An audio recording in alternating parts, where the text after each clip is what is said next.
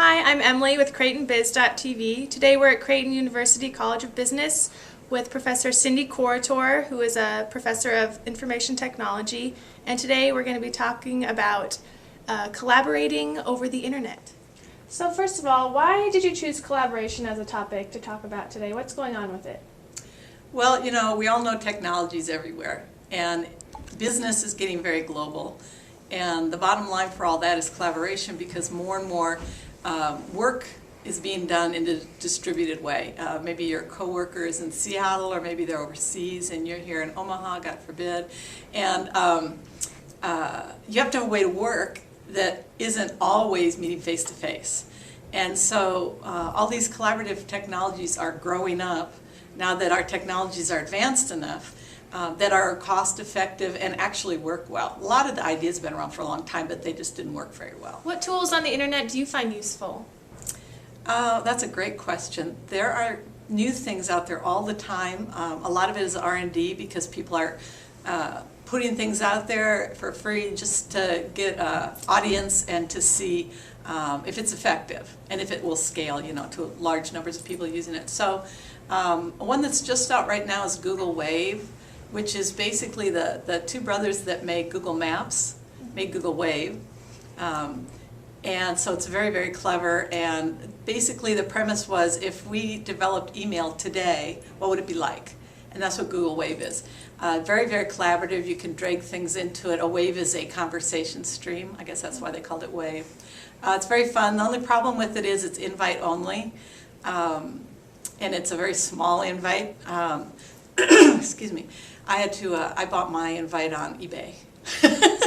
And the day I bought, they were $79. They went up to people have paid a lot for them. But the point is to get on there, practice with it, and I advise any business people to do that, because it may amount to nothing, but it may be, it itself may be the precursor of a tool we use a lot, or it may lead to something else, and that way you've just got a little jump on everybody. You can think about, how would we use this, how would it be good for us.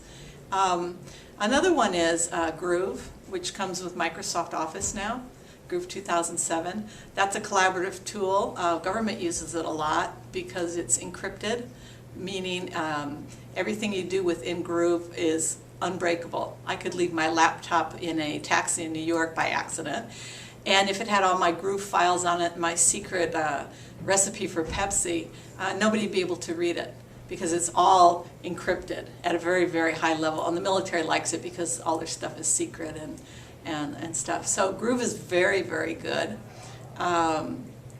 Let's see, what else is there? Oh, there's SharePoint, Microsoft's product SharePoint.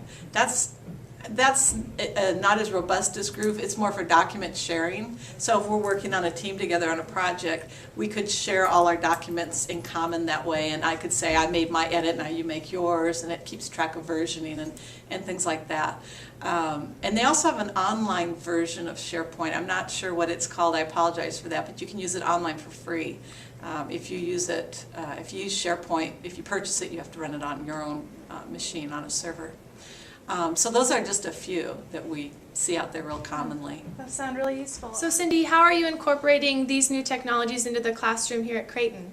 Well, I teach mostly at graduate level and sophomore level. Those are the two levels I teach at. So with the sophomores, we're really trying to give them, the Creighton College of Business students, a real grounding in technologies, and whatever we teach them is going to be outdated, really.